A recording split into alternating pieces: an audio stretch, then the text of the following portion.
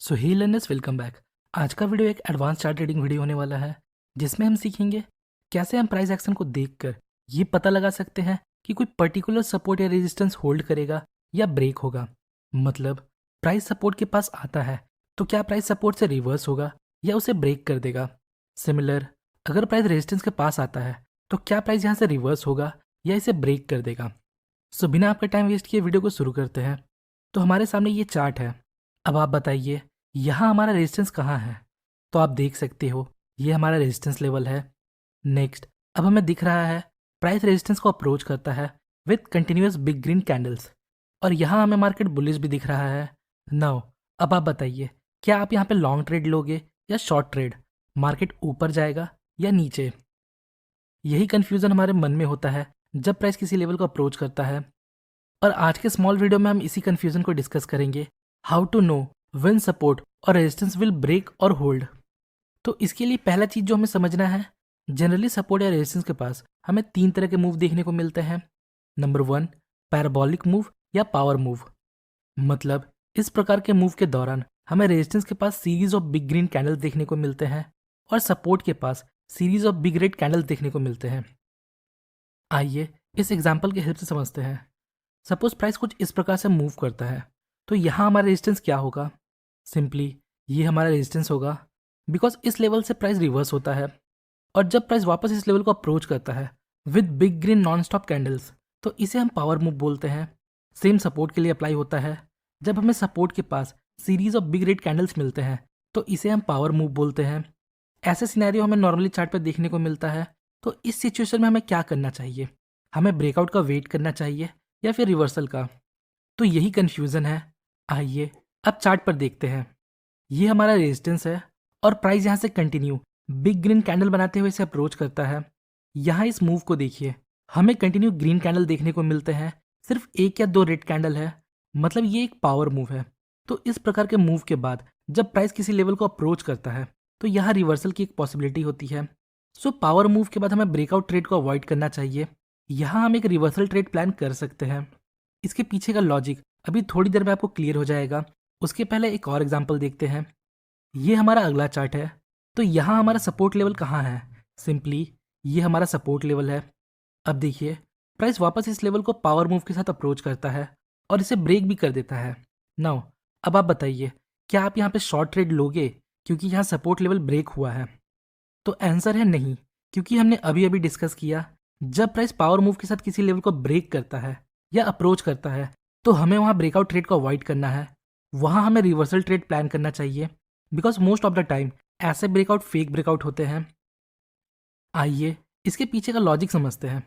इस चार्ट को देखिए, ये हमारा रेजिस्टेंस है और प्राइस पावर मूव के साथ रेजिस्टेंस को अप्रोच करता है और इसे ब्रेक भी कर देता है। जो लोग अभी बिगनर होंगे वो सोचते हैं मार्केट कितना बुलिश है, बड़े बड़े ग्रीन कैंडल बनाते हुए मार्केट रेजिस्टेंस को ब्रेक करता है, मतलब ये एक स्ट्रॉन्ग ब्रेकआउट है और मार्केट अब यहाँ से और ऊपर जाएगा। पर ऐसा बिल्कुल नहीं है। देखिए मार्केट इस लेवल से चलकर इस लेवल तक ऊपर आया, मतलब जिन लोगों ने यहाँ कहीं बाई किया होगा वो अभी प्रॉफिट में होंगे। सपोज हमने भी यहाँ बाई किया था, सो बेस्ड ऑन स्ट्रक्चर हम लोग अपना प्रॉफिट यहाँ रेजिस्टेंस के पास बुक करेंगे और सभी लोगों को ये रेजिस्टेंस दिख रहा होगा और वो भी अपना प्रॉफिट यहाँ कहीं बुक करेंगे। और हम लोगों का प्रॉफिट बुकिंग मतलब सेल ऑर्डर। तो देखिए हमने यहाँ बाई किया और प्राइस पावर मूव के साथ रेजिस्टेंस को अप्रोच करता है। अभी तक यहाँ कोई बेरिश रेड कैंडल नहीं बना, हम अभी भी ट्रेड में हैं और ब्रेकआउट भी हो जाता है। पर जैसे ही इस ब्रेकआउट के बाद एक नेगेटिव कैंडल बनता है तो हम अपना प्रॉफिट बुक कर लेते हैं, क्योंकि हमें डर है कि प्राइस यहाँ से नीचे ना चला जाए। और मोस्ट इंपॉर्टेंट पॉइंट, हमारा टारगेट भी अचीव हो चुका है।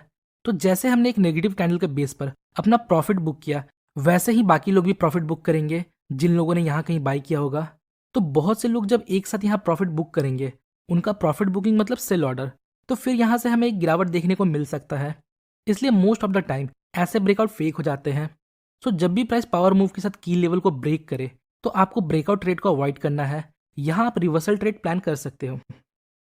आइए अब सेकेंड टाइप ऑफ मूव देखते हैं, जिसमें प्राइस सपोर्ट के पास लोअर हाई फॉर्म करता है और रेजिस्टेंस के पास हायर लोज फॉर्म करता है। यहाँ देखिए ये हमारा रेजिस्टेंस लेवल है। नेक्स्ट प्राइस इस लेवल को वापस अप्रोच करता है और जब प्राइस वापस इस लेवल को अप्रोच करता है तो यहाँ हमें हायर लोज देखने को मिलता है। ऐसे मूव के बाद जब मार्केट ब्रेकआउट देता है तो मोस्ट ऑफ द टाइम वो ब्रेकआउट जेन्युइन होता है। हमने असेंडिंग ट्रायंगल पैटर्न के बारे में पढ़ा है, जहां price same level of resistance तक वापस ऊपर जाता है पर सेम लेवल तक नीचे नहीं आता और हायर लोज फॉर्म करता है। तो यहाँ भी हमें रेजिस्टेंस पर हायर लो मिलता है और जब मार्केट रेजिस्टेंस को ब्रेक करता है तो हमें एक अच्छा खासा मूव देखने को मिलता है। आइए अब नेक्स्ट मूव को देखते हैं, जिसमें प्राइस ब्रेकआउट के पहले सपोर्ट या रेजिस्टेंस के पास थोड़ा टाइम स्पेंड करता है या कंसोलिडेट करता है। देखिए, अगर प्राइस ब्रेकआउट के पहले की लेवल के पास टाइम स्पेंड करता है, फॉर एग्जांपल यहाँ प्राइस इस रेजिस्टेंस के पास एक टाइट रेंज में कंसोलिडेट करता है, मतलब यहाँ न्यू बायर्स एक्यूमुलेट हो रहे हैं। फिर जब मार्केट यहाँ ब्रेकआउट देता है तो ऐसे breakout most of the time real होते हैं। अगर प्राइस इसे डायरेक्ट पावर मूव के साथ ब्रेक करता तो हम यहाँ ब्रेकआउट ट्रेड अवॉइड करते, क्योंकि उस सिनेरियो में यहाँ सिर्फ ओल्ड बायर्स होते हैं जिन्होंने यहाँ कहीं बाई किया है और अब वो प्रॉफिट बुक करेंगे। पर जब प्राइस इस रेजिस्टेंस के पास कंसोलिडेट करता है, इसका मतलब यहाँ न्यू बायर्स आए हैं जिन्हें अभी तक कुछ प्रॉफिट नहीं मिला। वो या तो यहाँ अपना स्टॉप लॉस लेंगे या प्रॉफिट का वेट करेंगे। सो होपफुली आपको चीज़ें समझ आ रही होगी। नेक्स्ट मूव को देखते हैं, जो है ट्रैपिंग कैंडल मूव। हमने पढ़ा है जब भी सपोर्ट पर बुलिश पिन बार बनता है तो ये स्ट्रेंथ शो करता है, मतलब प्राइस अब यहाँ से रिवर्स हो सकता है या फिर यहाँ से ऊपर जा सकता है। और जब रेजिस्टेंस के पास बेरिश पिन बार बनता है तो मार्केट वहाँ से नीचे आ सकता है। यहाँ तक तो सब ठीक है, पर कभी कभी ऐसा होता है रेजिस्टेंस के पास हमें इस प्रकार के बुलिश पिन बार मिलते हैं। देखिए, अगर ये कैंडल सपोर्ट के पास बनते हैं तो ये स्ट्रेंथ शो करता है, पर जब ये रेजिस्टेंस पर बनता है तो हम सोचते हैं मार्केट स्क्वीज हो रहा है, प्राइस अब इस लेवल को ब्रेक कर देगा और हम पहले ही लॉन्ग ट्रेड ले लेते हैं।